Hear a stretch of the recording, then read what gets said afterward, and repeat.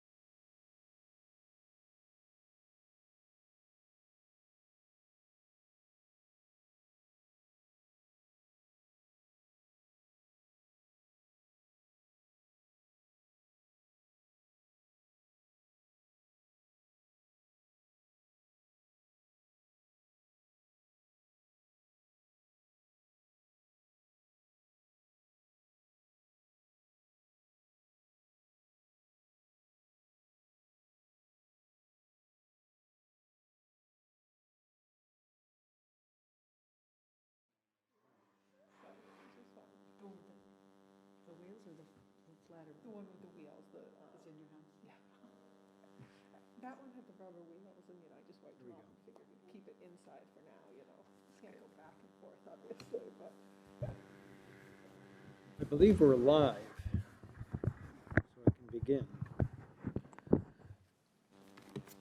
This time I'm going to open the November 3rd meeting of the Southampton Planning Board.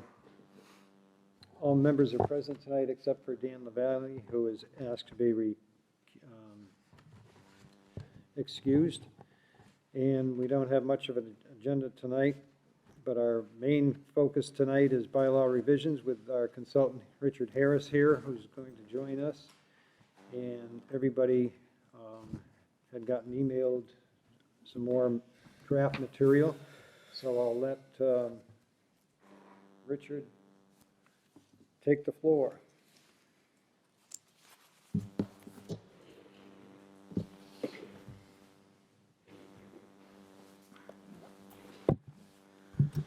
It's difficult to speak with the masks on. First item is the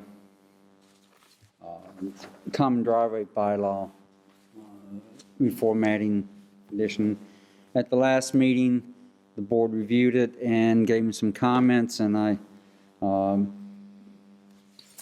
think I revised it to reflect those comments, and I guess I'll find out tonight if I did or not.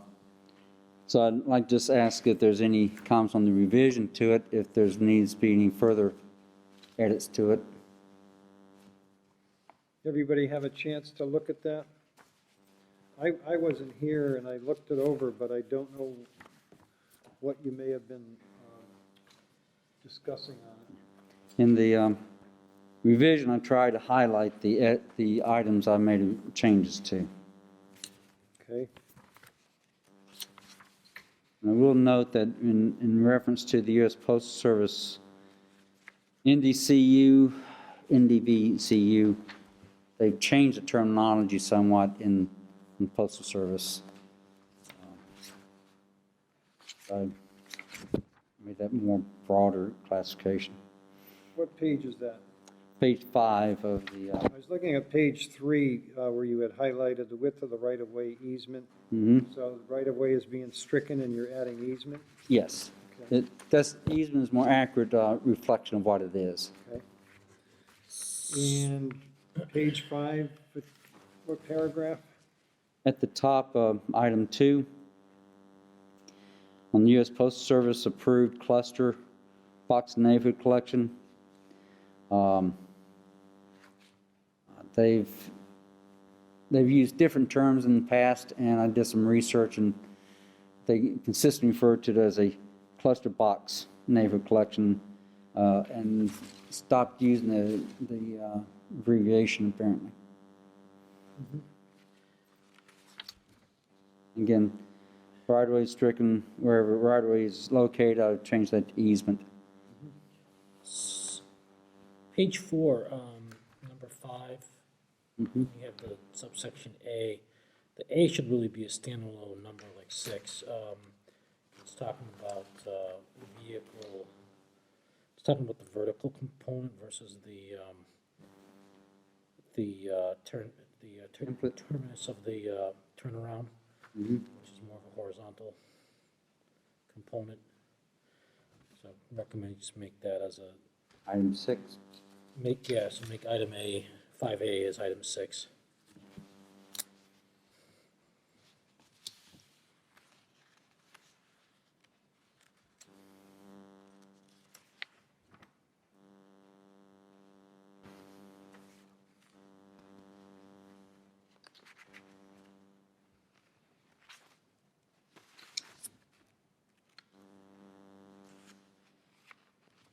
Any other questions on the board? Any other on that, Richard, that you want to discuss?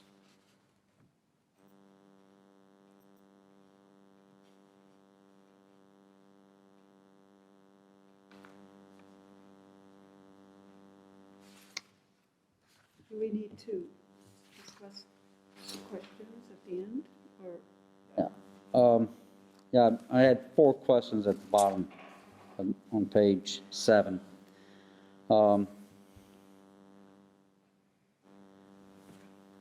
you want to inquire performance guarantee for completion of common drive? The big issue with that is that involves using the money to build the common drive. You do that with streets, but the expectation is the street is going to become a town property.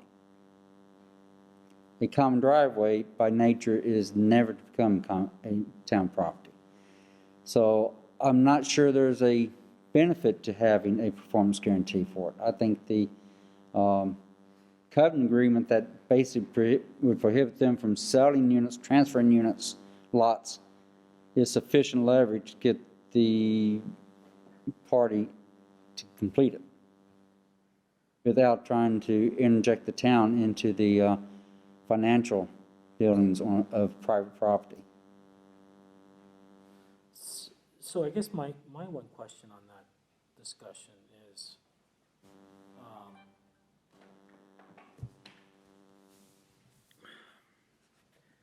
what if you have a parcel that is on the far side of the shared driveway, or the road was not done, or the shared driveway is not completed?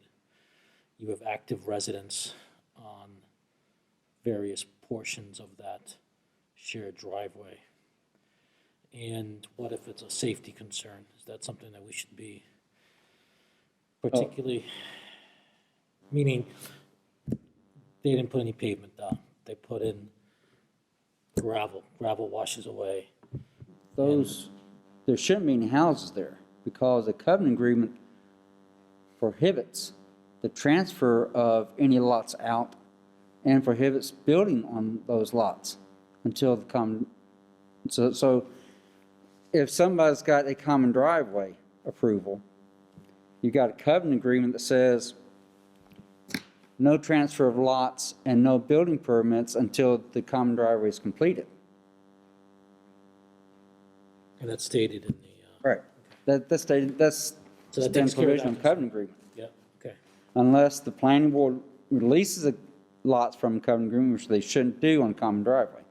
On subdivision street, you would release lots from covenant agreement in exchange for financial performance guarantee. And the town does that with the expectation that if they don't perform, the town is going to call the performance guarantee hire a contractor to complete the work. And again, the expectation is a roadway will eventually become a town road. A common driveway by nature is never become a town road. Right. So the question I pose is, should you have a performance guarantee beyond the covenant agreement? To me, the covenant agreement is a extremely strong leverage to get the work done.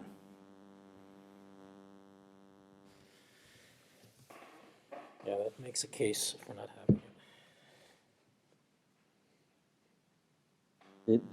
The exception would be if you have a performance guarantee for buffering, landscaping, storm drainage. Those have implications for adjoining property owners and for the community as a whole that is significant. But that is separate from having a performance guarantee for the construction of a common driveway. And in South Hadley, we didn't allow common driveways, but we would oftentimes have performance guarantees for landscaping and buffering, and in the decision on those, we'd make it very clear that it's distinct from the performance guarantee for stormwater, because of different reasons for it. So are you suggesting we include the performance guarantee for the buffering landscaping, at least that one? I would suggest make provision, allow the board to impose that, but just reinforce the idea that there is not a performance guarantee for the construction common driveway, because that is covered by covenant agreement that's clear that you can't build. It's on page 6. Covenant agreement shall provide that the covenant agreement will not be released and no individual lots transferred and no buildings erected until the common driveway has been constructed and passed all periodic inspections by the town or its authorized agents at specified stages. So the covenant agreement should be ironclad on the completion of the common driveway itself. That makes sense. So just to clarify, right now, the way it's worded, we'll leave this performance guarantee paragraph in saying the planning board may require it, or we're talking about fully deleting this? Suggesting that it be worded not for the common driveway, but for landscaping, buffering, storm drainage. As a condition, right? As special condition. Okay, so that paragraph, that .9 performance guarantee will be changed to say Yeah, that 9A be changed. may require for special conditions. Yes. Isn't that similar, this roadway that you're speaking about, similar to subdivisions, that subdivisions can't really have any lots built on until the subbase is put on, the road's constructed, correct?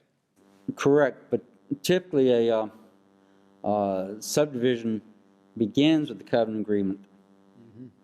And at such time as they build the subbase, putting the infrastructure in there to satisfactory condition, they typically planning board will release the covenant agreement in exchange for a financial guarantee of the town specification, either cash, bond, or some type of surety. And there's a, again, that's intended that the town eventually take over the roadway at some point down the road. Is there anything else we need to straighten out there with that language then, outside of that buffering as a condition? I would also note that I think that the special permit should have time limitation for completion of the common driveway. My concern, there's common driveway, somebody could begin it, grade it, even put a base down, and then run in financial conditions, and 5 years later, it's there. And so there needs to be a condition, and the landscaping, the special conditions should provide sufficient leverage for them to restore it to its previous condition.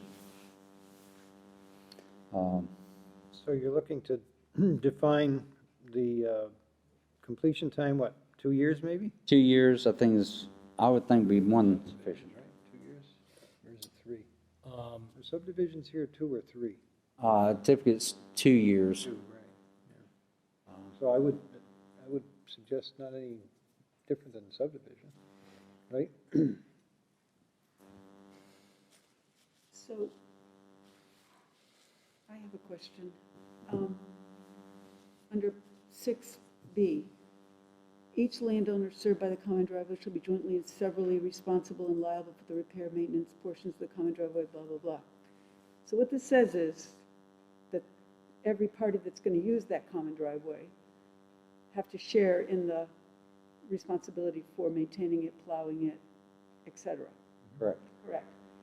And that may all be well and good with owners A and B, but then owner B decides to sell to somebody, and yes, they know it's a common driveway, but they're not really easy to work with. Does the old owner of A, who always got along with owner B, but no longer have owner B, now they have owner G, do they have any recourse or any remedy for so-and-so's not doing his or her share?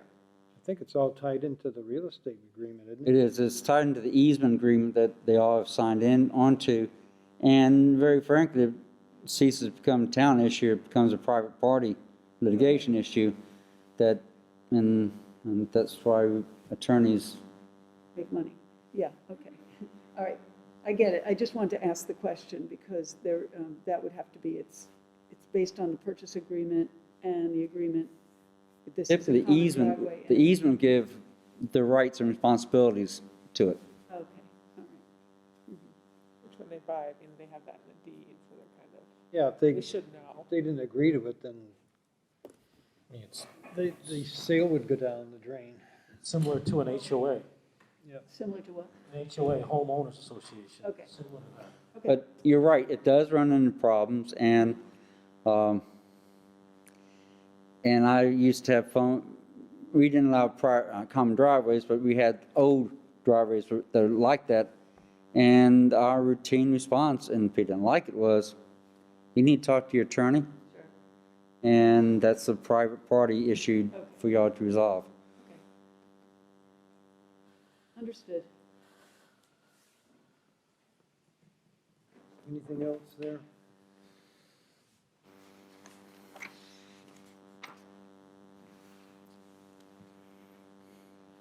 We're all in agreement that construction should be completion 2 years, okay?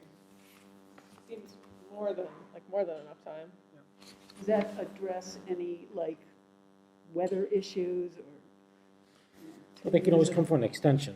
Right. Oh, they can ask for an extension in that case, okay. Yeah, you allow extensions for good cause. Good cause being unforeseen conditions such as weather. Another good cause could be if they're putting in water line under it. What we run into now is not being able to get pipe. I always defer to Paul and Sarah to come up with the good questions. Well, they can't get pipe at the right price. I've been told the pipes, certain pipe ain't there. Oh, it's there for price. You good on, anything else you want to cover on that? No, I think that's takes care of that. Good on common driveways? All right, what's your next move? I'll also provide at the last meeting the draft rewrite of the board's policies and procedures. And I would want to know one thing about this is, where I see this project being done, it's been about 4 years, and I think in the process. What I see being done is completion of the codification, reformatting of the existing provisions, updating those, and then take on new sections of the zoning bylaw. As you take on those, the policies and procedures would need to be updated as well at that time. Because each time you add something to the bylaw, you could very well require a change in the board's policies and procedures. Because it may be that Section Z requires board to adopt rules and regulations governing that particular submittal application. Application submittal. So I want to say that that whatever you do here is likely to be changed as you go through the rest of the process. Now, are you gonna, you probably flag those as you go through, correct? Yes. In fact, what I would plan on doing is attaching a list of what needs to be updated as we go through that. So, and one of the things I noted is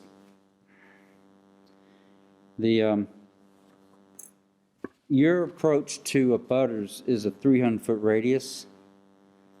That's not how state law is written. There was two schools of thought on that, 150 and then 300. There was like two different versions of it here, and to be on the safe side, we used to use 300, but there were, and I never could understand what the difference was between, I thought maybe larger projects with 300 feet and smaller projects with 150, I don't know. In state law, for planning board purposes, there's not a radius per se. What state law provides is parties in interest. Parties in interest are basically defined as being persons who are abutters to abutters within 300 feet and those across the street. That's essentially what it boils down to. If you took a 300-foot radius of piece of property, you're going to encompass a lot of people that are not abutters. It took me a couple years in South Hattie before the assessor got me to understand what the state law actually reads like, and it's a strange, bizarre. So it's not actually a radius, it is abutters to abutters within 300 feet. So if you're got this lot right here, and there's a lot on each side, going down the road, on the same side of the street, they're all 120 feet wide. Once you reach 300 foot, then those lots would cease to be, anything beyond that would not be abutters. On the opposite side of the street is strictly lots opposite the subject property. Only those lots opposite the property. It is not within 300 feet or anything like that. And that's the difference. That's the reason I note that you use 300-foot radius, and that's not exactly the way the state law is written for under Chapter 48 or 41. I've been doing that for years. So I want to make sure I make that point, because it is different from what state law is. Now, are you going to go page by page with your highlighting, or are you just going to jump to what you thought was important? I was going to mention that, and then just basically leave it up to you to decide if you want to go page by page, or anybody has any questions, comments on it. Why don't we do that? Let's go page to page and just your highlighted areas there that you're concerned with, in case there's any questions here from the board. So on page 1, meetings are in a public building as noted on the posted meeting agenda. That's pretty... As opposed to stating the address, just leave it in general. Right. Section 3, you're taking out definitive subdivision plan, special permit for erosion sediment control and stormwater management common driveway. You're eliminating that? Right. The reason I'm doing that is those are items that are subject to public hearing. They're all special permit anyway, right? Either, well, definitive subdivision plan is not special permit, but they require some type of public hearing on these items. And I would suggest that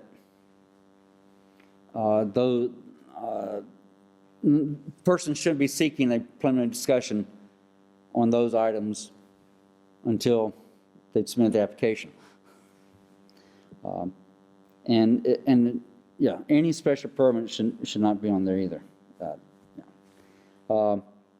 So basically just be preliminary subdivision plan, which does not have public hearing, a building permit, A&R, those type of items can be placed on there. And the contact information, that's pretty academic. And I include the vice chair as well in times where the chair is not available. I better get your phone number on that website. Oh, I changed it. Did I tell you that? Page 2, you've got under paragraph 1, B1. Go ahead. Yeah, the 21-day limit. the 20, yeah, there's a provision that failure to submit the proper found notification or to not take up an item. You may make exception on that on A&Rs because you have 21 days to act on it. And if, let's say, somebody submits it yesterday, and you're meeting today, but for some reason not going to meet again until December, you might want to just take it up anyway so you don't have a default approval. Yeah, that rarely happens with it. It hasn't happened that I can recall. Usually they're taken care of within a 2-week period, so. We've usually had that no problem, but we've had occasional time where we had to tell somebody, we don't have time to look at it, we're going to have to deny it unless you give us an extension. The only time we were pressed for it was somebody said, oh geez, I've got to have this signed immediately, and it was in between meetings because, you know, our closing date, or we've got something, it's not my problem, I'm sorry. Yeah, my big response usually to that is, let's see, knowing how busy surveyors are, they've been working on it for at least 3 months. Your attorney's known about the closing for probably 3 months. What's the problem? Yeah, why so late? All right, how about, this is an interesting one, the D, about the house number assignment. The only way we handle it right now is when we get a request, or when an A&R comes in. If there's nothing assigned to it at that point, then we also take care of it at the A&R meeting. The main point I was making with this is that under open meetings law, the agenda has to provide sufficient indication of what the topics of the meeting is going to be. So if you're going to take up a house numbering as someone doesn't get put on the agenda, it's just going to be submitted, considered, you could just have a standard item on the agenda, consideration of house number request. And that way the public knows that the board may be assigning house numbers. Just make sure that you comply with open meetings law. Mm-hmm.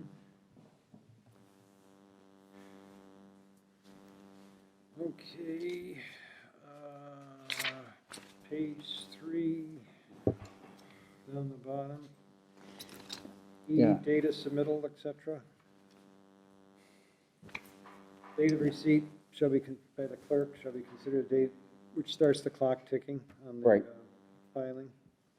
Yes, in your existing provision is that it doesn't start until it's deemed complete. That's not what state law is. State law is when town clerk stamps it or you received a meeting, the clock starts. I've always made a point of having town clerk stamp it, so there's a independent body that has put their date and time on it, and anybody wants to question that, that's the date we're going by.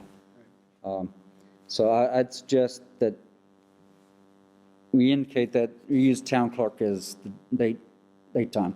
And what we have done is if somebody submits an application that, okay, we're now at a meeting and, hey, you didn't have X, Y, and Z on it, you need to have that on it, and the time frame's going to lapse, well, the board can deny the application for failure to have a complete application. So, Mr. or Ms. X, if you wish us to consider your application, you need to give us a written statement extending the deadline for action and provide us the additional material.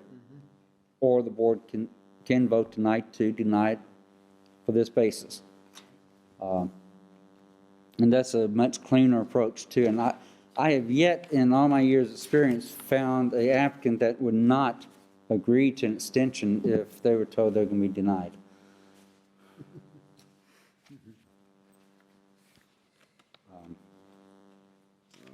see, moving right along, page 5, top of page 5. That's a continuation of the previous one. Oh, no, 5.4, okay. And that's what I mentioned earlier about the abutters. So does the 300 have to be stricken from that, or no? Yeah, I would just use the reference to parties in interest, and would use that as a standard. So when someone goes to the assessors to get a certified list from now on or going forward, what are they going to ask for? And is the assessor going to know what the law reads in They should, because the assessors are the ones that have made me aware of what the wording is. And they're going to ask for parties in interest as defined on Chapter 48, Section. Right, so you're going to rewrite this, is Right. that it? Yes. Parties of interest. That's kind of subjective, parties of interest, you know? No, it's not. State law is pretty well clear about it. State law states who the parties in interest are.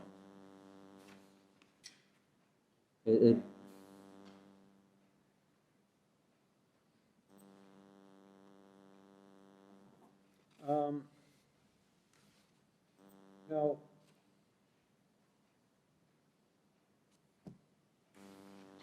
question about, what's the state law regarding, does everything have to have a return receipt No. requested, or is there only like certain special permits that require that? There's no requirement for return receipt.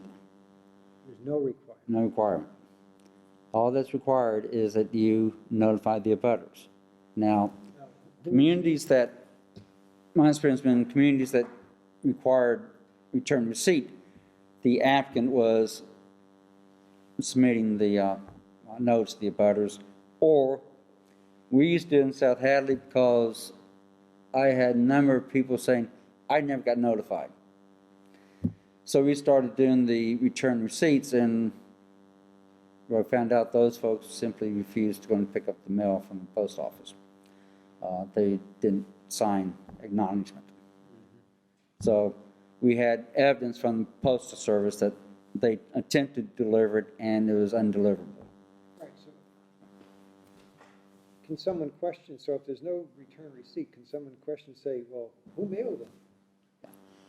And yes, they can. Most of the time, I have recently, not with subdivisions, when subdivisions come up, something that large, the applicant has been doing it, but for, odds and ends and stuff like that, they present me with the abutters list, labels on the envelopes, et cetera, and the postage, and I personally mail them. And that's sufficient. But there's no receipt required of any sort? No. Because I asked the post office one day when I went in with a bunch of them, I say I had 18 or 20 of them, I said, can I get a receipt for showing that I mailed these? And she said, no, you would have to fill out a slip for every one of them showing proof of delivery, but not a return receipt, but proof of delivery. I got to take and fill out 18, 20 forms. There's no requirement in state law of return receipt. So it's the honor system. It's the honor system. Basically, if somebody challenged it, you would sign an affidavit that you deliver them to the Post Service. And they were properly postage. These are the addresses we send them to, and that would be accepted. Because some people simply will not take a certified letter. So they don't even require it for a subdivision, which is usually the hottest item that people are interested in when the subdivision comes around. So we don't even have to do it there. No. Could you do it if you could, when we can't even request it, correct? You can't. No, you can require it. Yes. You can say we're going to require certified mail, postal return receipt, and that can be part of your requirement. The other one that we had that was not controversial, but people were interested in it, solar field. And I thought it was a good idea to require them for a solar field because of the size of it. In addition to subdivisions, I just think it was a good practice that something of that magnitude people should. That way there they can come back and say, well, we didn't know. Well, yeah. I would be more concerned about anything involving special permit having return notifications. Because that's, my experience, people are more upset about special permit projects than they did about subdivisions, because subdivisions tend to be small in South Hadley, and special permits was something that everybody got upset about. I don't care, they live 5 miles away, they got upset with it. Okay. Where are we at? Page 5, you're gonna, in the middle of the page there, A, delete and shall be canceled, right? Right. Failure to provide proof of butter notification of first meeting shall deem the meeting to be improperly noticed, okay. Page 6, down the bottom of the page, applications, waivers. Suggested the board can waive any application requirements set forth in town bylaws or regulations. The board can only waive provisions of laws where the authorizes them to do so. Yeah. You It just needs to be clear that to the extent allowed by state law or town bylaws, the board may grant waivers. Sorry, can we take one step back there? We just talked all about the certified mail return receipt requested. Are we gonna strike that? Are we gonna remove the return receipt requested going forward since we're not doing it? Or- I think the wording that we probably want in there, because you said we could, it was may require, right? Right. May, somewhere in there, may require. Or the board can just say the board will require unless the applicant requests a waiver of that and the board determines as appropriate. You could just make the standard that we want all return receipts, but applicant comes before the board and says, there's only 3 abutters and I've notified them and they've given me letters of support, and you say, okay, we don't require return receipts then. I think it makes more sense to say may. I don't know. I was thinking may makes more sense. Yeah, right, may require. May require return receipt or certified, however it is. The applicant pays all these postage fees anyway, right? Yes. Yeah. So you skipped over the 2 open spaces there. One is under legal notices within blank days of receipt of the application, the planning board shall provide the applicant with a copy of the legal notice. Do we need to put a number in there? We do at some point. I don't know what that time would be at this point in time. So if we have to give them, they have to publish it twice in the paper. Right. It's got to be, what, 14 days before the meeting, right? At least 14 days. So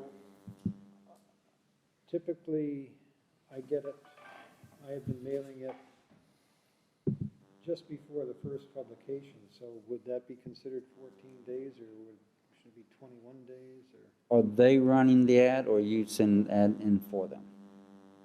I develop it with the information that's on their application, and I send it in, and then I send them the proof with the invoice. You send it to the publication? Yeah, okay. Shouldn't it technically, if the legal notice has got to be postmarked? If they get the notice 2 weeks before the public hearing, they have ample notice, ample time to get it to the abutters. There's no requirement that the abutters be notified by a certain period of time. It doesn't say you have to give notice 3 weeks in advance or that sort. So I would say that within a week. How long does it take you to write the notice? You do it in about 10 minutes.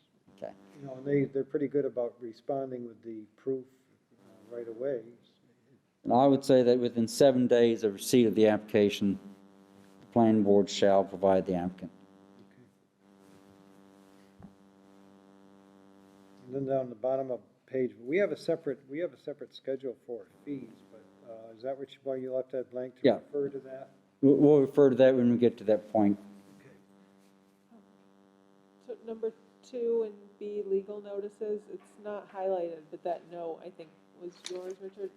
should require reimbursement prior to completion of the public hearing. I agree with that. I mean, I think it should be required prior to the public hearing. I should have highlighted that. Yeah, I would agree that Where are you, at the bottom of page 5? on page 6, under B2, I have a parenthetical phrase, I got you. note should require reimbursement prior to completion of the public hearing. That should be prior to commencement of the public hearing. Yeah, I agree. Should require. What I always required applicants to do is provide all funds prior to the chair opening the hearing. Yeah, that's what we've been understood. Some of them bring it the night of, a lot of them paid it in advance. Yeah, but this, the existing wording says the cost of advertising shall be reimbursed by the applicant. Reimbursement of all outstanding costs shall be complete prior to issuance of final approval. Now, that needs to be before the hearing commences. Prior to the hearing is right, yeah. Good catch, Sari. Now we go where? 8, 9, 10. The next edit I see is on page 12. Public hearing, special permit granting authority policies and procedures in accordance with section 340. You're striking that. All right. Just Redundant.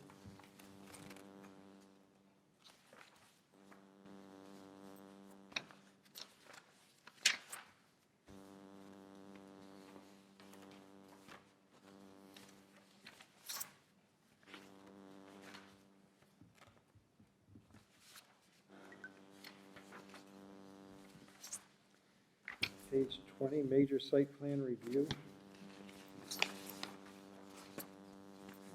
Oh, I'm sorry, changed my glasses here, minor.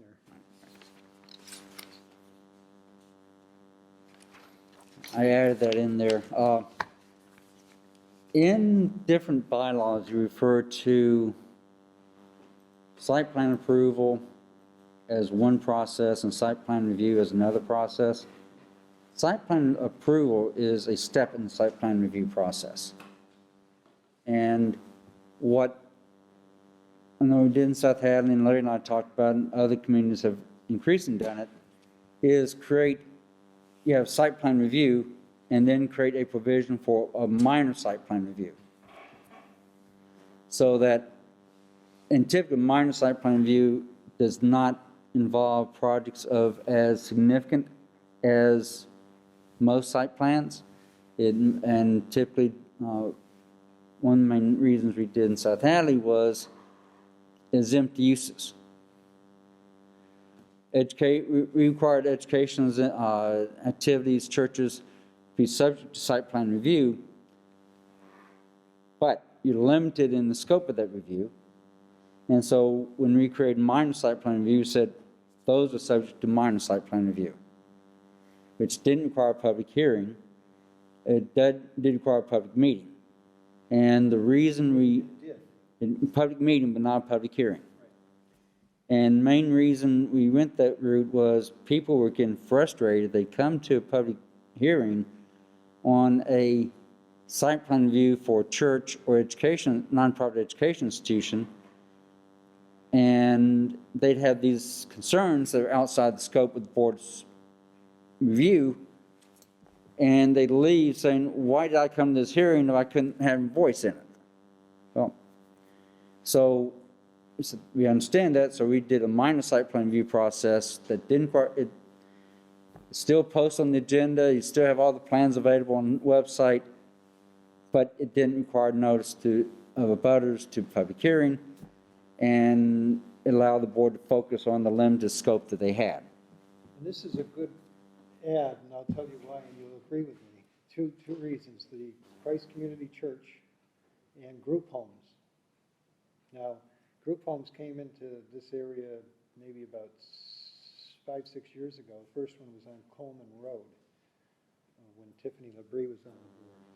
And we had no idea about it till the neighbor came up and said, what's going on here? Now, they were exempt because of their status, as well as the church was. And while we couldn't bring them in for a hearing, we did want to see what they were doing.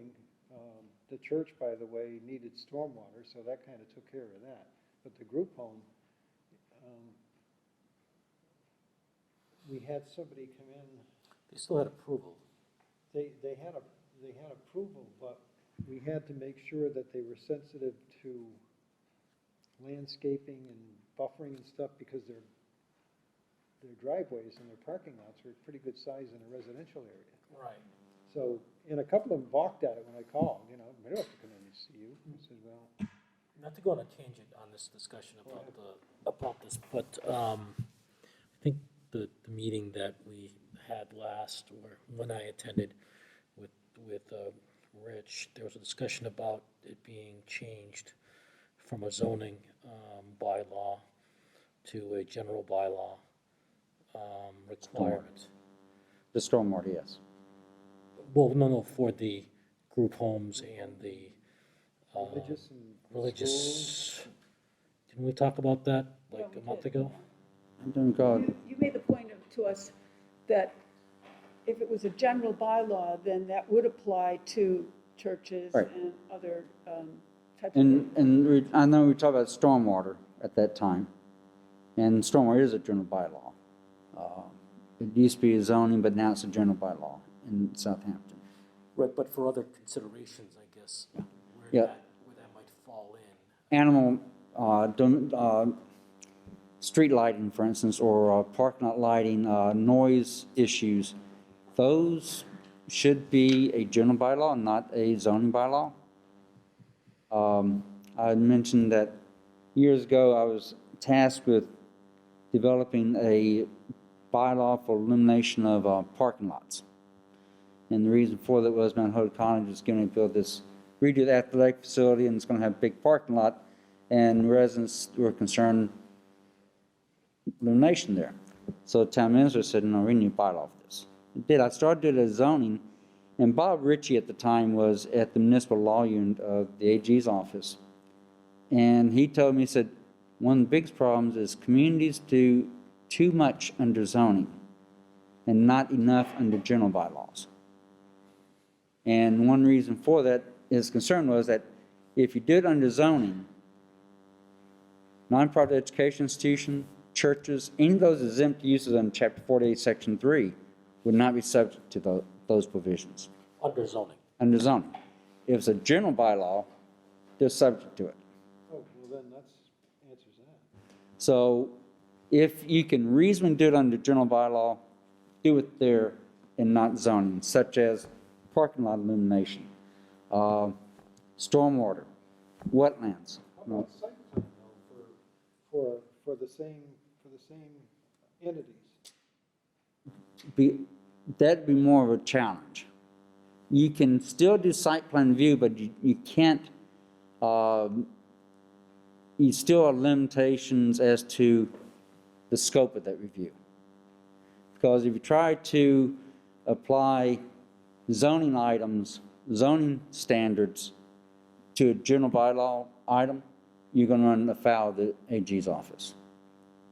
For instance, if you're allowed to regulate on parking, you're allowed to regulate on height, bulk, those areas. If you have other regulations in your zoning that would not apply to them, and then you say we're going to do site plan review on general bylaw and apply these, any standards under your zoning would not apply. So, Outside just, this scope. just, I think just from a point of clarity, in terms of the general bylaw review, obviously you brought up some major development concerns, from a parking to a building to other type of discussions that should be discussed under general. From what I'm hearing from you, it sounds like that needs to be carefully crafted so it doesn't violate Right. other provisions that would be deemed more likely in in the zoning. Right. That would fall under. One aspect that's to be kept in mind is there's nothing in state law that talks about site plan review. If you looked at Chapter 48, Master and Law of the Zone Enabling Act, you will not find site plan review mentioned anywhere. That was a tool that was developed apparently by planners about 30-something years ago, maybe 40 years ago in Massachusetts. And the AG's office said, okay, so it's regulation of by right, and they're just simply looking at site plan. Okay, that's fine, and let it go. So that's what you can do, and that is still vague because state law doesn't address it. All right, so if it's not site plan, then it definitely is special permit. Yeah, yeah. And typically, special permit involves a site plan as part of the special permit process. Northampton was on the board over there. They use that term all the time. In fact, it used to be a combined meeting, so to speak, same site plan, special permit site plan review meeting for this application. They used it both, but probably it was redundant. It was, and we did in South Hadley, but mainly because site plan approval is a simple majority and special permit is a supermajority approval. And a good example being, we had a bank. They're taking a old gas station at the corner of East Street and 202 and converting it into a bank. Easthampton Savings Bank? Yeah, ESB. And the bank was allowed by right, by site plan review. But they had an old sign that they wanted to use that was non-conforming. And that aspect of it was a special permit. So it actually worked to their benefit because we had one member of the board who was opposed to allowing them to reuse the sign. The other 4 members had no problem with it. And the board approved site plan review when there was only 4 members present. And then the next meeting, when all 5 members were present, they approved the special permit for the sign. So that was the case where we actually separated the 2 issues. Because majority of the board, over 4 out of 5 members said it's a great idea. Because the design looked really good.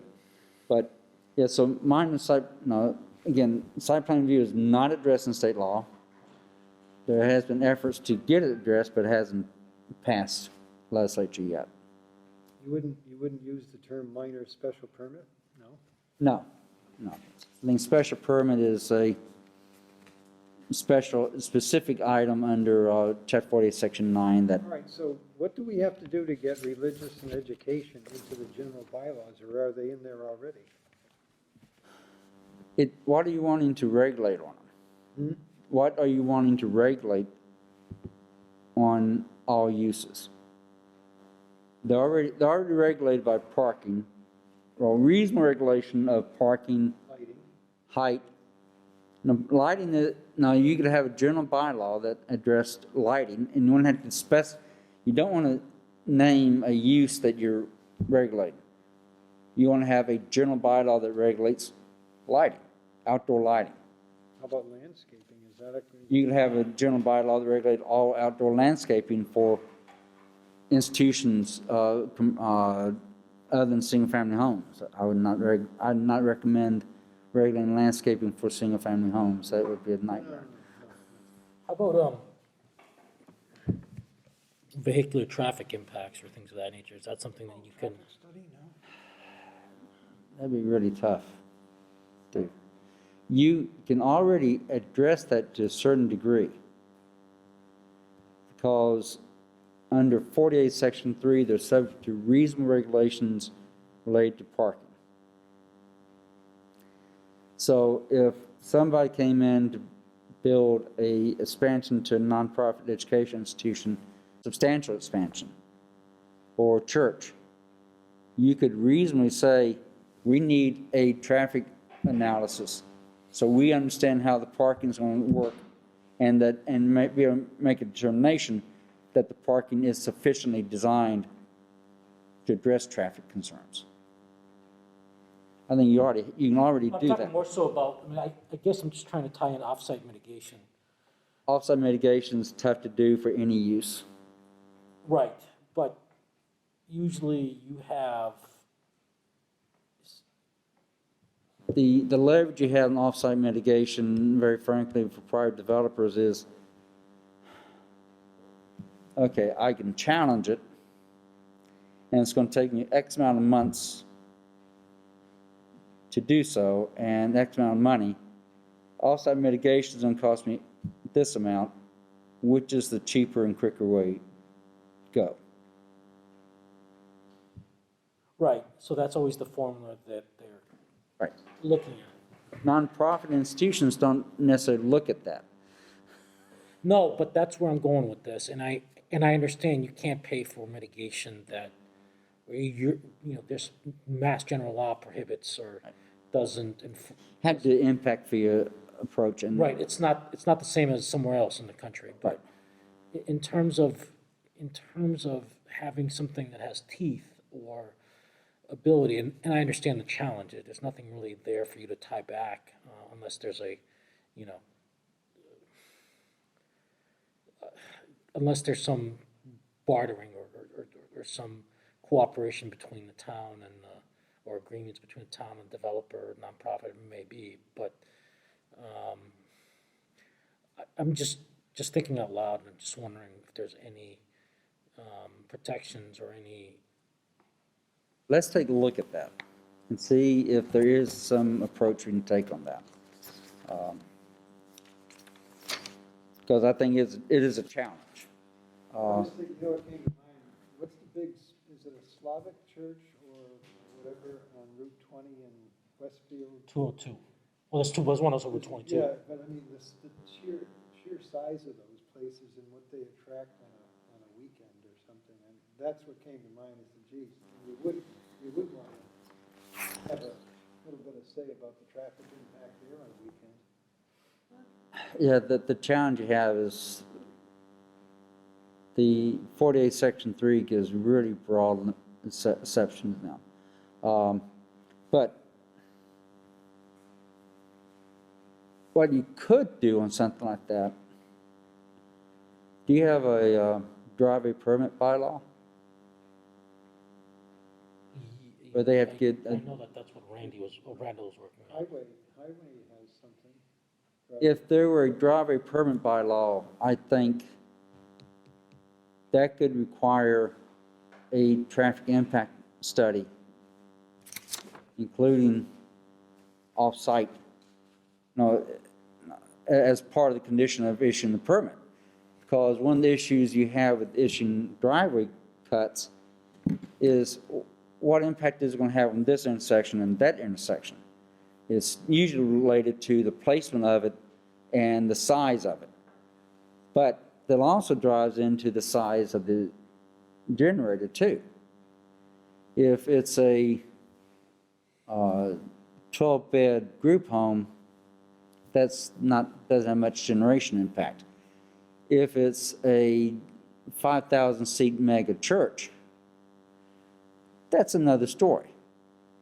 Yeah, but can a driveway permit can't be so explicit as to trigger traffic studies, can it? All you're really talking about is a curb cut, aren't you? Well, it's the basis for, it's the criteria that is to be used for determining whether or not to issue the curb cut. Well, yeah, but then the so what also comes into play here, right? Yeah. The big so what? It's like so they require. So let's say we get to have them, whoever the developer is, develop or produce a study that says that okay, you're going to be impacting X, Y, and Z.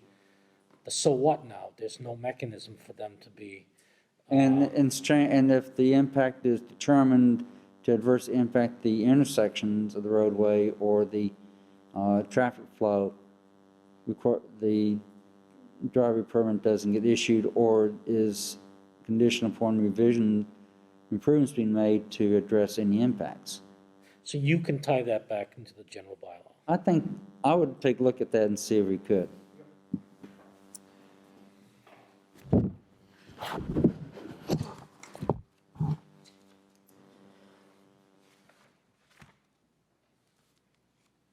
Good, now I can go to the bathroom. We'll take a brief recess. There has been a question that's been asked in the past, but I'll research that. So that's the only thing you had on minor site plan review then, it's just, you're adding that section. Right. Okay. And then, last page 22 is just some fill-in numbers. And here, blanks. On blank, this is a, This historical record of it. yeah, this is the decision, right? This will be procedural history. It's something that the town council in South Hadley got me into doing when I wrote up planning board general bylaws, general rules and regulations. They had me put in procedural history, so there's a record of when the board adopted it, when they amended it, etc. And I thought it was a pretty good idea because we were going back trying to figure out when the board did this, when they did that, and Now, this doesn't have to go to public hearing, policies and procedures. no. No. Board can adopt those anytime they want. I've always recommended that a board hold a hearing on them, just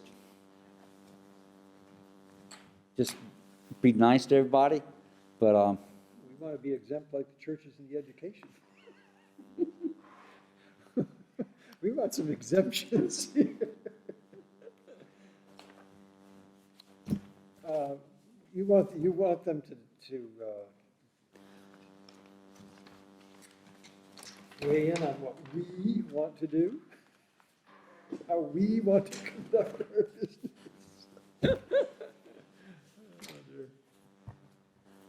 I used to have the planning board hold public hearing if they wanted to amend the fee schedule.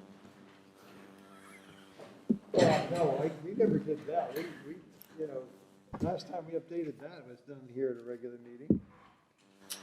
What do you want to tackle next? Site plan review that doesn't exist in State law? State law. I given that I made some tweaks in based on what Larry had given me, but I want to look at again based on some other stuff I've came across. So let's hold off on site plan review at this point in time.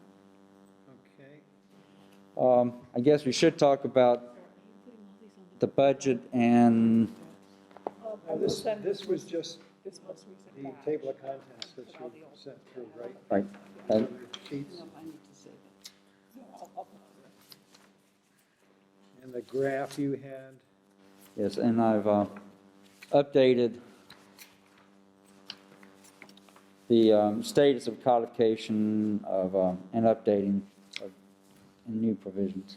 Okay, so status of codification updating, okay. For instance, I noted that erosion sediment control for stormwater that actually has been deleted from zoning, that's now a general bylaw as of, So that's coming out of the zoning bylaws entirely, right? it already has, yes.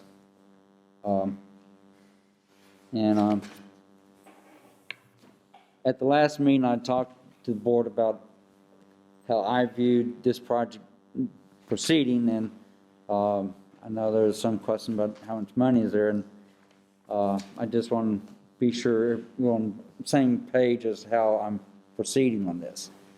What I've been doing is focusing on codification and reformatting of the existing provisions.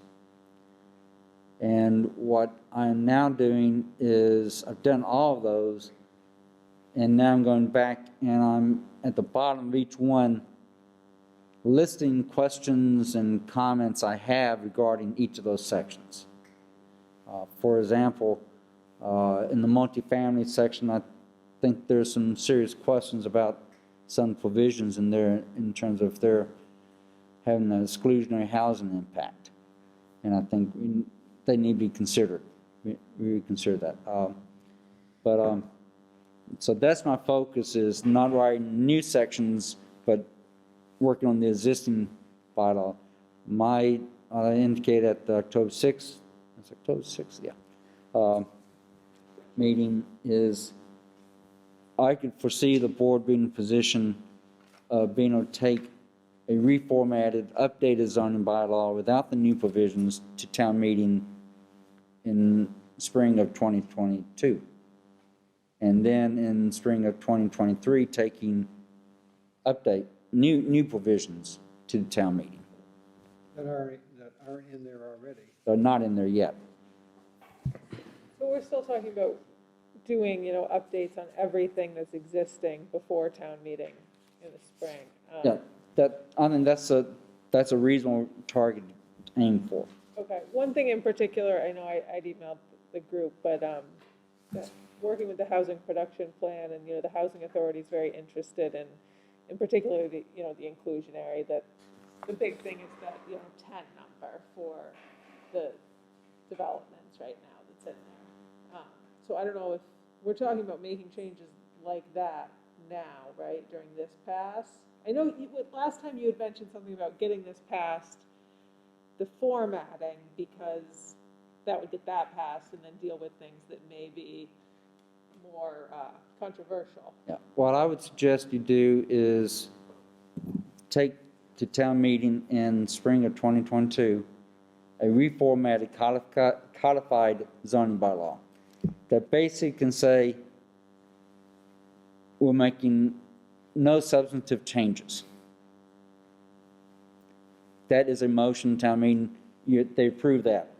And then In other words, it's just organizing. it's just organizing it into a systematic structure. So somebody can actually understand it. Right.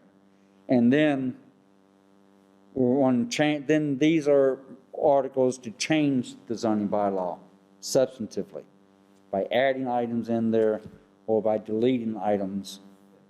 For 2023. Right. Okay, so we wouldn't be doing any of the substantive changes for next spring. I would not recommend it, with the possible exception of multifamily. I think that is a significant issue that needs to be looked at. So can you speak to that a little bit? For instance, when you look at the recreation requirement, there's none required for one-bedroom and elderly housing. You have to have 500 square feet for two-bedroom units and 2,000 square feet for three-bedroom units or more. That's per unit. So it's not a straight line progression, it's up like this. What it basically says is, we don't want somebody doing three-bedroom units. And three-bedroom units tends to be a word that says, oh, we don't want family housing, we don't want that type of population. 3-bedroom, that's a very common family size. Right. 2 little kids and. Right. And that's the type of provision that anybody looking for exclusionary zoning zeroes in on what does a community do to discourage three-bedroom or family units. And that type of approach to it raises that question. If the bylaw said for one bedroom and elderly, you had to have 250 square feet for each unit. For two-bedroom, you had to have 500 square feet for each unit. And for three-bedroom, you had to have 750 square feet for each unit. One can make a rational argument that there is a progression. You're adding 250 square feet of recreation space for every additional bedroom. But that's not what your bylaw currently does. It puts a significant burden on anybody developing family housing, especially when you combine it with the buffering and screening requirements that apply to those type of developments as well. And then you have the parking provision that is greater on 2 and 3 bedroom and than is on subsidized elderly. So I think there's, and I'm not saying you need to increase the parking on anybody, because there's a very strong line of thought among a lot of planners that park requirements are too rigid already. But that's, so I meant Overly designed or overly. over designing. And I would, in looking at the multifamily, it specifies in there that for parking, you're going to have 200 square feet of parking for each space and then the 100 square feet for maneuvering. One could argue that that's overly compensating for it, and I'm not sure you need. No, I've used as a general practice in trying to identify how much a parking lot would encompass. 180 square feet for a parking spot. Let's say another 10 times 9, another 90 square feet for maneuvering space. Some would go 108, 110, but that type of rule. But I've never seen it specified in the zoning bylaw that had that much space. Usually you just lay out minimum parking spot space that be at least 9 by 18 or 9 by 20. And then the driveway must be at least 20 feet wide, or if it's back to back, or it can be narrower if it's all one direction, angle parking, that type of thing. And then it's up to the engineer to design it. And whatever the parking area comes out, the parking area comes out.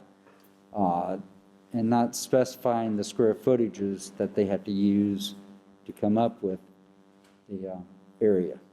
Sarah, you got probably multifamily dwellings have come up quite a bit probably in your discussions, right, with that board, huh?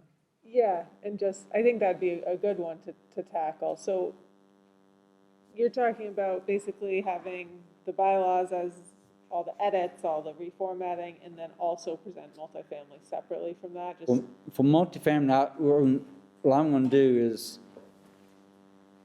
I reformat it, and then I'm raising questions about it that I think the board can discuss and decide how it wants to proceed. Can you insert anything from the affordable housing component on that, or are you going to wait till 23 on that? I'd have looked to see what the atomic submitting. Inclusionary bylaw, right? There's two approaches that can be taken. One, you can do an article that simply reformats everything. And then you can have the next article being one that amends substantively. And the reason for doing those as two separate articles is you want the first one passed. Yeah. You don't want the substantive changes to lead to a defeat of the codification and reformatting article. And I see it very critically that we get the reformatting codification done, and then tackle the substantive changes, because I would expect there will be multiple articles on substantive changes. yeah, so I would say, I mean, based on what we've been talking about, the housing production plan, both the inclusionary and the multifamily, if when we go through them, I know they're both on your list that say, drafted formatting, we as a board, I would think, should decide if there's something that's a substantive change that we want to have for next year. I just think those are two that the sooner the better for some of those changes. I mean, what you just said about the square footage for a 3-family, that basically makes it so you can't have apartments for. It makes it very difficult. I mean, when I first got married, I lived in an apartment in Holyoke that was 3-bedroom, and it was 1,200 square feet, and it was just my husband and I, but it was quite spacious, we felt at the time. You know what I mean? I don't know, that's just an offshoot. But. And the concern I have is the recreation space that's required. Now, when you talk about 3-bedroom and you're requiring 2,000 square feet of open space, recreation space for each unit, That's a lot, yeah. that's a lot of land. Great room for each. Each unit comes with their own park. Yeah, and when you, and then compare that to only 500 square feet for 2-bedroom units, it's 4 times as much, and then none for 1-bedroom and elderly. And I would argue that I'm in that elderly group, and I would argue that we want our recreation space as well, and need it. And they really need it. It's been demonstrated that part of the big issue with the aging of America is the lack of socialization, and therefore, and that's largely the lack of recreation areas that are geared towards my population group, the elderly. Well, that's why Cindy was a big proponent of that pickleball court. Absolutely. Everybody wants a Absolutely, pickleball and it court. wasn't just me, it was a lot of people. But, I get back to my question, so are we all on board that, yes, we're focused on formatting, codification? Yep. Okay. And I gave you in budget sheet, what I see as estimated cost for, I expected a cost to complete those tasks.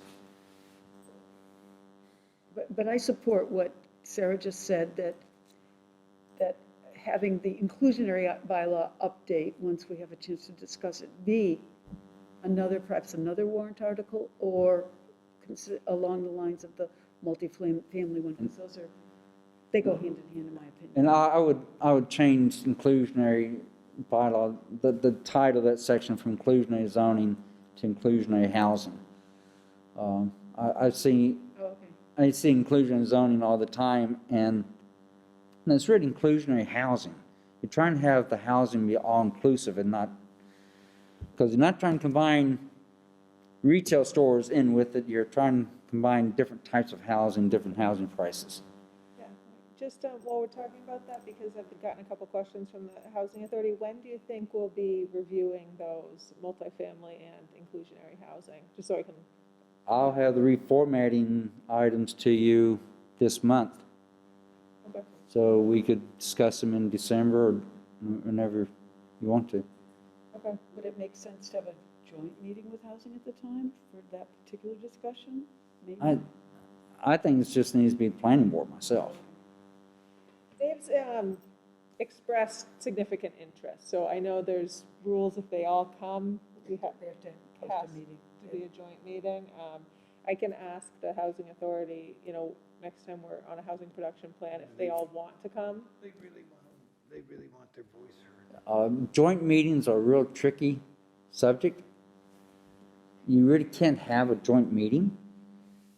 The reason being is if the Housing Authority posts them having a meeting and you're having a meeting at the same time, somebody's got to take minutes for each one of them.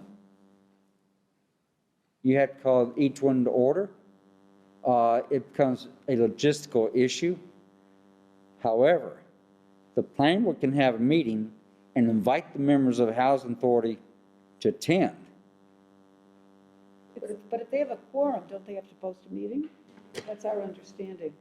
If there's, that's. No. Do a public meeting. Either come to a public meeting that's, my understanding has always been, I used to have some understanding, somebody corrected me a while back, that if it's a public meeting of the planning board, the ex-board is not taking any action, but is merely the members are merely being invited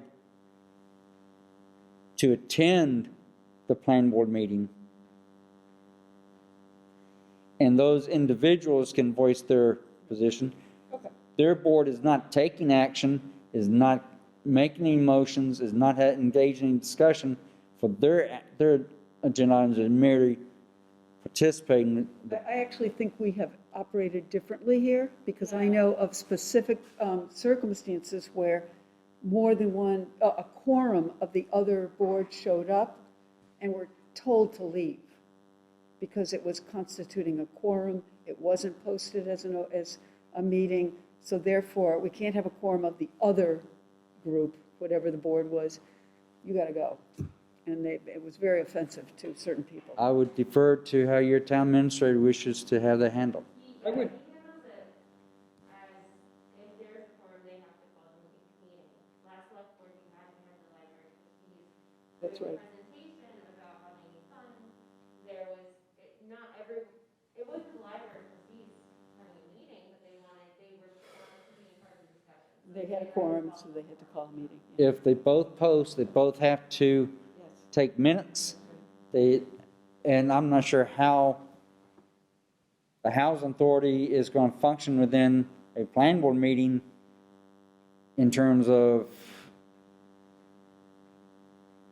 them having discussion, because you can't have another group have a discussion in the middle of another board's meeting. what precludes them from being residents? They can be board members, but they're here as residents to engage in the conversation. I'm a little confused on that.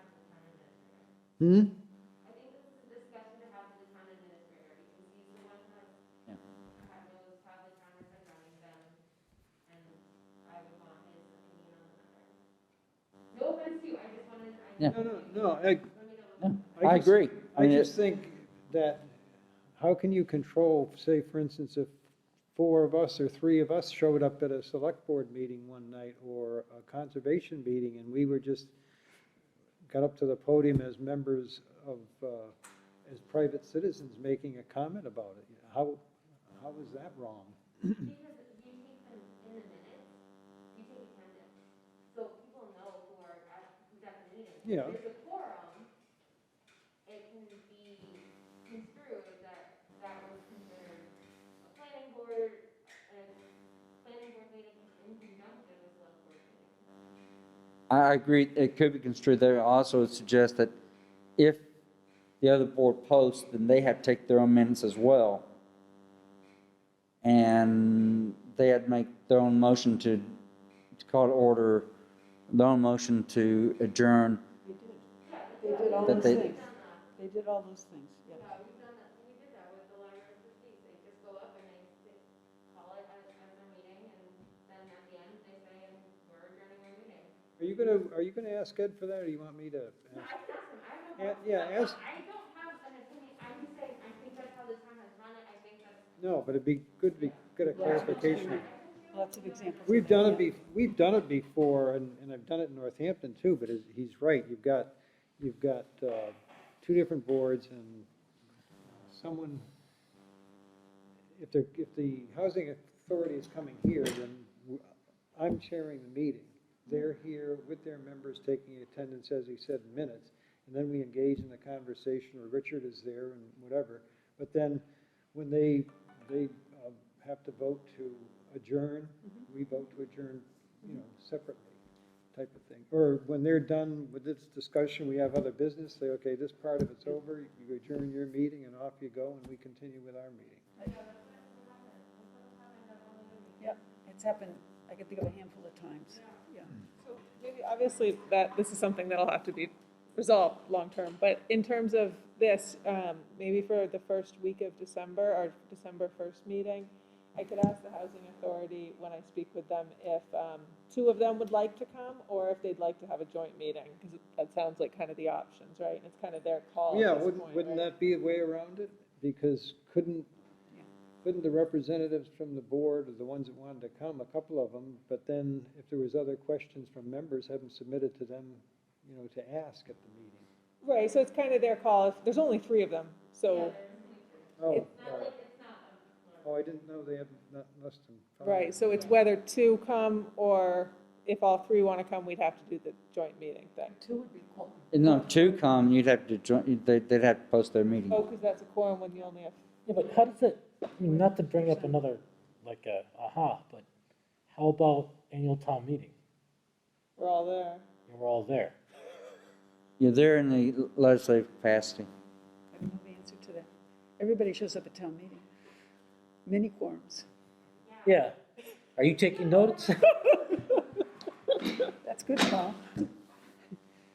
I don't know the answer. So why don't you ask Ed, what he thinks? Yeah, yeah. I'm asking, I don't have an answer. You should have asked about annual town meeting, see how he answers that. Very curious. You're there as legislators. There's a difference between private citizens going up and saying their opinion versus this banter back and forth, which is considered discussion. So when you're having a meeting, you have an open discussion, and then you close the open discussion, and then you have a vote. So that's kind of, I guess, what happens at annual town meeting. So you're not having an open discussion, you don't have people having a conversation. Right, but- People go up and state their opinion, and then they sit down. Yeah, but there's people that go up at the annual town meeting and speak on behalf of a planning board, on behalf of a select board. Yes. So, but there's other folks in the attendance that are also members, so how does that not conflict with that idea? Because they're not having that back and forth, that discussion that we are right now. They have to be quiet. Does that make sense, I guess?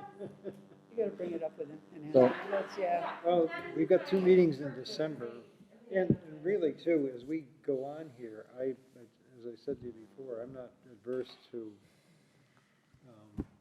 provided I have members that want to attend, to post special meetings to keep the momentum up here, but we meet on December 1st and 15th. Were you planning on having anything for the 17th? No, I was going to mainly have for the first, First, okay. and then that'll determine whether or not we need to discuss it further on the 17th. Because my guess is it'll be sufficient number of items that you'll want to have further discussion on the 17th, 15th rather. Wait, the 17th is this month. Yeah, I mean, I'm not gonna have anything for Right. for this month, but it'd be for December 1st. 15th, right. 1st and 15th. So you will have things before the first, and that'll include Yes. multifamily and inclusionary. Yeah, and We'll do another batch for the. I'll probably get to by the 17th, just so you have plenty of time to review it all before the 1st, and we can discuss it then. Okay, you all set? Anything else you got to cover Um, tonight? No, and I said, you talked earlier about the budget issue, and Yeah, I'm gonna, just so you folks know that I met, Cindy was here, she knows, and Joy was, the biannual meeting of boards. I came last Tuesday, select board, just gave them a brief overview of what we were doing, but I did emphasize about the financial cost that this was going to incur, and we didn't have the funds for it, so I was going to put them on notice that I'd probably be looking for some money to complete this thing by 2023, once we get going. Did you get any results of what is in the current? No, I Planning still have board? not heard from the president accountants. They still trying to dig their way out of the mess? Yeah. I think they're focused on 2022. Really? I would have a discussion with, I know that they approved something for conservation. But I mean, can I get a report of what the balance is in that account? Ed said he was gonna get one. I haven't seen anything, but I was I hoping. think you should put a request in, Yeah, if you put a and, request into, Bradley. but just, and copy Ed on it, because that's applying all across the board. Nobody knows what their balances are. Yeah, well, yeah, I'll- no one knows what their balances are. I would request that in writing. You and got CC your Ed. contract signed. the contract, as you recall, has a $5,000 cap on it. And will be at or above that $5,000 cap in December probably. And how you wanna handle that? Do we need another extension from you? We need to do an amendment to the contract to change the dollar amount from 5,000 to whatever you want to put Do it you to. generate the amendment, or shall we? I can do draft an amendment, I just don't know what amount to put in there. Right now, you're looking at, to get us through, what do you think you'd be comfortable with here? If it was up to 10,000, it'd be more than enough. All right, so write that up for me, Okay. and by that time, maybe I'll know what our balance is. Yeah, Account balances. I would oppose signing anything else Oh, no, beyond, until we know what's in the account. no, but I want him, For your safety and for what the board knows, because it's concerning to be signing, committing to paying, Yeah, paying you, and we don't know what we have to do. that's my concern. You can't, and I would not expect the town accountant to sign the contract unless knowing how much money is there, because they're signing as to availability of funds. draw it up for 5,000 then, and I won't sign it, but I want you to sign the amendment and send it along, and then we'll approve it once I find out what we've got. When are we getting our paychecks? Mine are only about 15 years overdue. Okay, I'll draft it up and send it to you. All set? Yeah. Yes, sir. Thank you, Richard, for Thank your you. time, very informative. Thank you. We'll see you next month. Have a nice Thanksgiving. You too. Thank you. Let's see, there was no building permits tonight. John Furman had sent me, and I think I forwarded to you people, a communication about Fitch Farm Way. They put the final coat on, and John didn't have any problems. He said there were some imperfections on the berms, but he felt that asking them to try to fix them in any sort would do more damage than not, because then they're all bound in by the It's intrusive to the roadway structure. right. And he said, you know, they're just scarred up a little bit, but not to the degree where they're severely damaged. But so that went through, and he had picked out trees. John was going to suggest to him trees.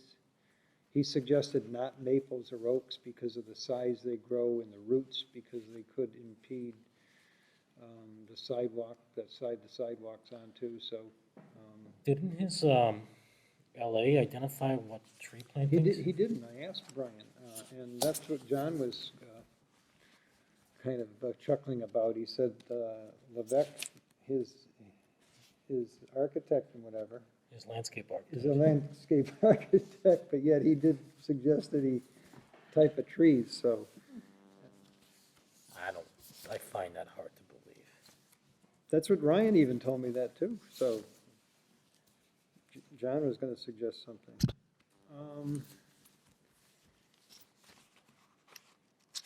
Mr. Bucky Sparkle, about 32 High Street, the Felton property that seemed to be such a hot button. I reported to the select board on that, and it's still an open permit, and there really wasn't any issues that we could dwell on right now that would satisfy the neighbor. The boulders aren't of any issue. That's landscaping. And as I said at the select board meeting, unless there's an earthquake, they aren't coming off of that hill. He sent pictures that I forwarded to you people of all the areas where they had done stormwater management in the last 9 months. And he's asking, because of the time of year it is now, he's asking for an extension. He's requesting a 1-year extension for that culvert. And here is his letter. Though the rain has subsided until, of course, a few days ago, many intermittent streams are still flowing. This was the case on another job I just visited, and it's also the case at High Street. The Conscom will not allow the culvert to be installed while the stream is flowing. So with a week of predicted rain and the end of the planting season upon us, it is highly unlikely Mother Nature will permit the work to happen this year. And as such, on behalf of the owner, Greg Felton, I am formally requesting a one-year extension to the stormwater control permit issued on 1/8/21. So I'm going to ask some of you engineers here especially what your feeling is on a year extension. Is that a little bit too much, or should we shorten the belt on that? Which is interesting, the Conscoms will not involve, allow it to be built while there's water flowing, so what do we hope for? Spring is usually not a dry time of year, so we can expect that between now and probably, mid-May, that there's going to be still running water, and then we're going to hope for a drought in the summer? I mean, August is probably, I have a little intermittent stream in my front yard, and it has been running all year, but it's typically August is when it's dry. So, But I will say this, because I share the stream with Sarah. There are years when it's dry as early July. It depends. Maybe Yeah. it's wetter where you are because you're a little bit Yeah, but no, upstream it's from me. sometimes as soon So as July. I wonder if it's possible, because this has been such a hot button, and I just wonder if we can put a requirement on there, August, or if there's 3 weeks of dryness, where things really dry out, no rain for 3 yeah, weeks. I don't know I'm if any of, reluctant, like, I'm could be written reluctant to anything give like a that. year, because that's a year from now. That's, Yeah, yeah, to me, a little bit too too long. long because of what's been going on up Yeah. there for a long time now. But what do you want me to go to? So this is just this culvert, right? I mean, It's a culvert, box culvert that's got to be installed, yeah. right, I mean, it doesn't seem unreasonable. It's been wet this year, having through next August or something. That seems reasonable. All the other issues up there are, I guess, are kind of separate. I'm not sure how to necessarily tie them into this personally, but. Yeah. So, this man came, and he was irate. And Paul was here, Sarah was here, I was here, Dan. Mr. McNichol? McNichol, and Mr. Harris was here. And he's the one that recommended to go to the select board, because we asked him for his opinion, because we did the best we could to allow the discussion and try to come up with some kind of resolution. Finally, Paul, right here, said, what would you do? And he said, you got to go to another authority. That's what happened. So as far as all the other issues, the Conservation Commission has their jurisdiction over the wetlands in the districts, in the distance. We have the stormwater thing. And then the Health Department has the potential for the fact that he might be living up there or for some period of time.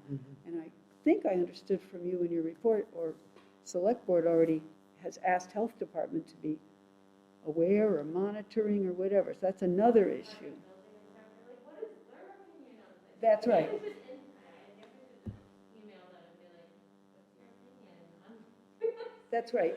And do we know if the building inspector's watching any of his responsibilities up there? And then I know Randall also weighed in. Like, does it make sense to be permitting things, but if he's not gonna get a permit for other things? If the box culvert isn't completed, he's not going to get a building permit. Say, for instance, he goes down and files for him. And furthermore, this board won't sign off on it when it gets to us because the other thing isn't fixed. So he's stuck right now because that's not installed. But where I was coming from is that we've been driven down our throats for so long about how we are the stormwater authority. Then I said, well, and Mr. McNichol evidently was quite adamant trying to find out who was responsible, who's the decision-making people. Well, We told him he wasn't around that day. in my mind, it's us because we're the authority. But since the permit's still open and the box culvert hasn't been installed, and yet his 1 year is not up yet, it's an open, and Paul, I think, referred to that. So what else do you want us to do? The other issues are out of our control, the trailer and the conservation stuff. So just because there's a neighbor that doesn't like what he sees and is afraid it's going to happen again, well, the town highway department had no trouble with it because there's not any landslide coming across High Street anymore, so evidently what he did with the mitigation worked. So I really don't know. The guy just doesn't like what's going on there, but we're only in control of the stormwater. So with this box culvert, if we say, no, you can't have an extension, and Conservation Committee says you can't install it while there's water flowing, I mean, I don't know what the guy, in fairness to him, it's other issues, but I don't know what he does, like, it's wet. And His hands are tied with the Conservation Commission. Exactly, yeah. Because that's their purview. Yep, So yep. I don't see what else. So what do you want to go to, like, you want to put a date on it to August 31st? Or do you want to go to July 31st? What's your feeling? Well, look, I almost feel like if we put it to July, he's gonna be in front of us, or he's gonna be asking for another extension, potentially. The only thing I said to the select board is, and it's in the provisions somewhere where I was reading recently, that, we don't want to grant the extension, and if it's not installed, okay, so he comes back for the extension. So you give him a drop dead date to install it, and if it's not, then fines should be imposed for every day that it's not there. That's the only teeth you have outside of that.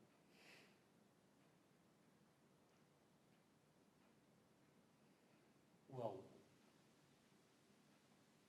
If you don't grant him the extension, does he have to come back and apply again when he's ready? Or is that it? Or you can come back with a half-hearted excuse again, and for some reason or other, but if there's a dry spell, and I guess with you guys having a stream, I probably would defer to you, say, hey, how's the stream? I don't know how many times, or if we were even allowed on the property, if we'd be trespassing by going up checking it, or does Conscom check it, or how that works, but. So I guess I wasn't involved when this whole application first came in, but right now, there's no building permit, so he's not building a house or anything, he just wants to put this box culvert in to allow access to build a house? No, that was a condition because he did erosion, he created erosion up there and over an acre without a permit. And when we get up there, that was part of the issue there because when we were up there, he replaced an old culvert pipe himself and put something in, which was a no-no. So he had major issues going up there of stuff that he just did on his own without any supervision. right, but I guess my bigger question is this. Technically, the culvert, as I remember, wasn't really our purview, that's a Conservation Commission. So we conditioned it. Well, we conditioned the fact that it had to be done in a certain manner. Precast. Right. So, there's other site features that we have purview on. And where did those other site features fall in? Did you see the pictures that Bucky that I sent along? Yeah, I saw the email, I just don't know how that all relates to. Well, he had given pictures of the mitigation measures they took in a lot of different areas on the road and the driveway and stuff like that.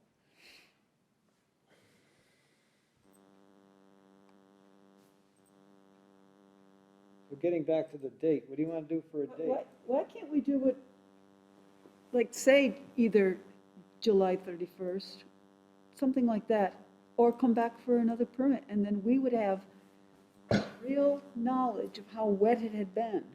You know what I'm saying? We all live in town here. We know how much we will be able to say, yes, you're right, it's been X number of inches of rain, if they didn't do it. But if there hasn't been any rain, then he should have put it in. Well, I'm inclined to go 9 months, not 12, which would bring it to August 31st. Okay, fine. I'll go with August 31st. Yeah, Sarah?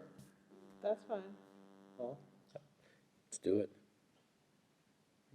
Motion to grant the extension for the culvert installation at 32 High Street, Greg Felton, to August 31st, 9 months. Somebody make the motion? I'll move to make it August 31st, as written. Is that Cindy or Sarah? That's Cindy. All right, second? I'll second it. Motion's made and seconded, all in favor? Aye. Aye. Aye. Do we want to do the thing you said, and if he doesn't put it in by that date, put a fine on each day? I will put in a paragraph of that effect. Okay. So, not to be the wet blanket here on the fine, What? not to be the wet blanket here on the fine discussion, but Or legal, our legal representative here. what's the language I chime in should, on do? this. Or legal, Not my purview, but go ahead. Well, the point I'm making is there's no mechanism, once again, in any bylaws about fines, so we're just gonna, in in general. In general is there, Yeah, so we can't just arbitrarily, I don't think we can arbitrarily just say, we're gonna charge you $1,000 a day because you did. There was no condition set forward previously. I'll just put, or legal measures will be taken. Yeah, right. Can anybody do that?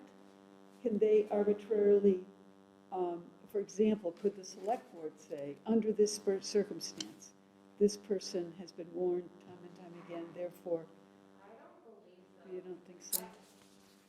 Based on my experience with conservation commission, not on legal expertise, because we had so many issues with different properties and we were not allowed to find them until we had very defined bylaw that described the Yeah. fines and the time and the notice and everything that we had to do before we, and the exact amount. Yeah, so I think it has to be very defined. We cannot arbitrarily decide people. Right. So like, there's, and I'm not sure what we do in Southampton, but in other towns and communities, there's provisions where they have to pay a $10,000 bond or whatever, a $100,000 bond, depending on where you are and then the scope of work, that I believe is already predefined in the,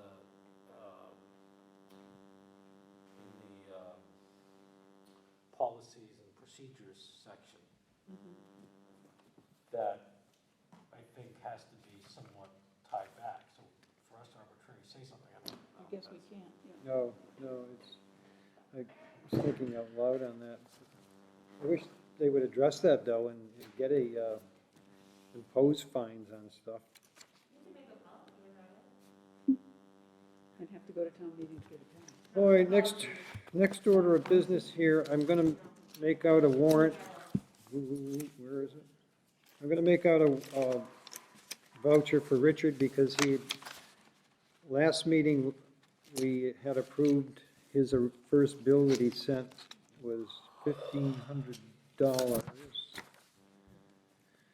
and change. Here it is here. Last meeting, we approved $1,537.50 for 20 and a half hours of work since he started with us on September 15th. So that one I've already been vouchered and it's in the accountant's office. And the next one here he has for October, total $1,585.64 for 21 hours of work, stuff that we just saw tonight. So I want a motion to approve his October invoice of $1,584.85.64. So moved. Second.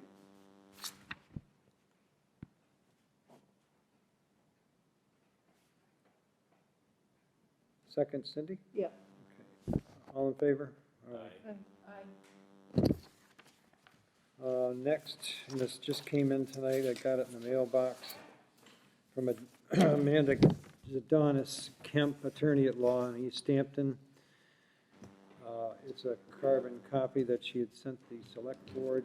In compliance with Mass General Law, Chapter 61A, Section 14, enclosed, please find a copy of a letter dated October 25th, 2021, directed to the Board of Selectmen requesting a waiver of the option to purchase a 20.36 acre parcel on East Street, highlighted on the enclosed assessor's map, which is subject to the provisions of Chapter 61A. and by this letter advising your board of the request made to the Board of Selectmen so that you may make a recommendation to the Board of Selectmen if you wish. So they're asking us if we have any interest in that land as a board, and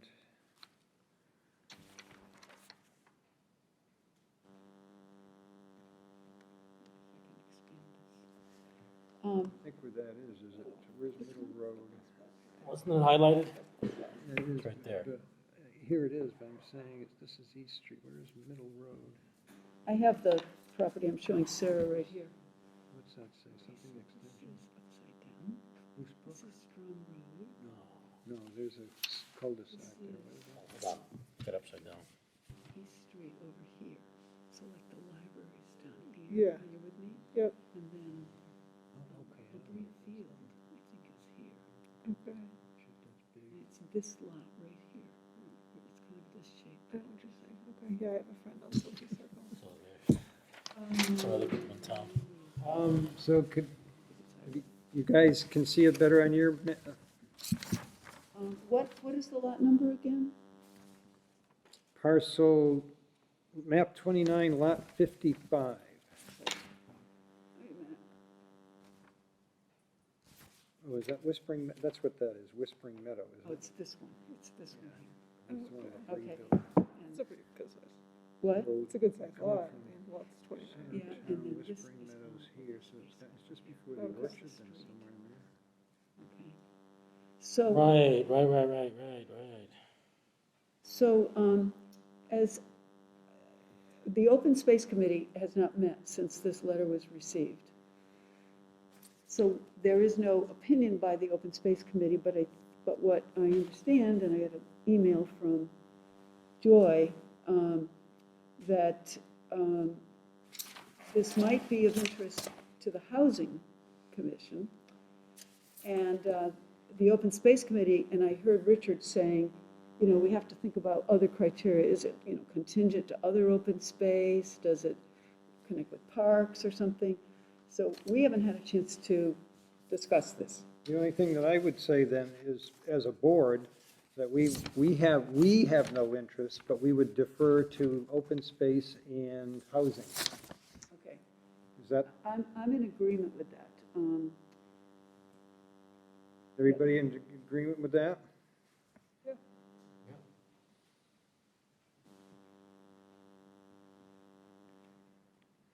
We have a motion.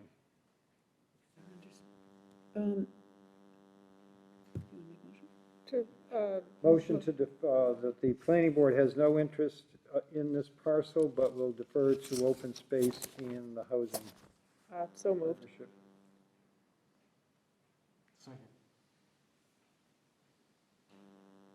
All in favor? Aye. Aye. Any other reports of committees, that there's anything of interest that we should know? Coming up on the 18th, which is the day after our next meeting, that Thursday, we're having our second public meeting for the housing production plan, which will be Ken Comia from PVPC presenting and talking about what goals will be presented in the final housing production plan. So there'll be flyers, and I'll send you guys an email with the Zoom, and it'll be virtual. What was the date again? The 18th of November. It's a Thursday evening. So that'll be Zoom, yeah. It'll be Zoom, yeah. Do you know what time? It's 6:30. 6:30? Okay, I think that's all I need to cover tonight. We have a motion to adjourn. I didn't give a report. Oh, I'm sorry, Cindy. Got anything? So CPC met tonight and approved to support the match, well, it's not exactly matching, it's like $86,000 towards the park grant, PARC, which is the renovation redevelopment of Conant Park, including accessible pathways. But one of the more interesting topics is the installation of a splash pad, which it's got many considerations, but it was approved to go to town meeting, to go on the warrant, that we would support that. There was a lot of considerations there. They also approved that utilizing administrative funds does not have to go to town meeting to get an appraisal of a lot up above the current town-owned property going off the end of Old Wolcott Road. It's What was the name, what was the road? Wolcott Wolcott, Road. yeah. And it sort of ends in private property, going up, sort of up Yep. the mountain. Yeah. There is town-owned property that's always been called Durrell's Path, but now it's called Great Mountain Trail. And the land above that is privately owned, 40 acres. It's not a public road up there. It's essentially landlocked. And the Conservation Commission is really eager to own that land. So the CPC supported to have administrative funds used for an appraisal and for a $500 down payment, which would then be returned to CPC funds if the sale went through. We don't know if the people are going to sell, if, the whole thing would have to be written, this offer would have to be written with all these contingencies put in there, contingent to approval in town meeting. The assumption, we're not sure, is that this might be only $1,000 per acre, so it might only come to about $40,000. So CPC money, we hope, can be used for that. But it's really beautiful land up there, if anybody's ever walked up there. The town-owned property was blazed and new trails were put in this summer by the Student Conservation Corps. It's really nice, it's gorgeous. So that was the other piece of business that happened there. Yes, that's it. Thank you. I move to adjourn. Second. 9 o'clock. All in favor? Aye. By the way, how long did you meet with Richard the last time? Was it 9:30? It was 9, it was a few minutes after 9, I think. Yeah. He gets paid for travel time. Yep. What else did you just say? That's why I'm glad he just highlighting the areas that need to be addressed rather than reading everything. Yeah. Yeah, I don't know. I think that, I don't know. I know I said something and I can't remember. No, that's I fine. couldn't hear you. I'm No, sorry. all right. Yeah. Good night, everybody. Did you have a good vacation? Yeah, Santa Lion.